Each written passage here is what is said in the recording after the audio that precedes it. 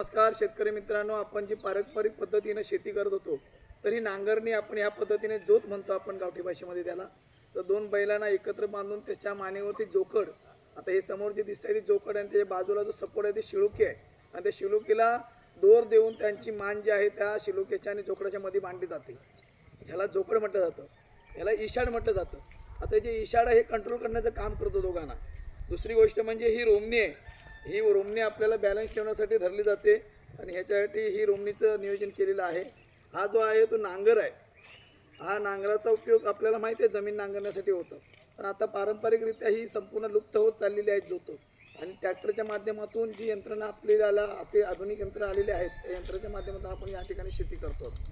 आता मोजकेच काही जे शेतकरी प्रेमी आहेत ते आपल्याला पाहावयास मिळतात की ज्यांच्याकडे अशा पद्धतीने बैल आहेत आणि जोत करून आपली शेती. आलो ना बरोबर. धन्यवाद. फिरवतो एक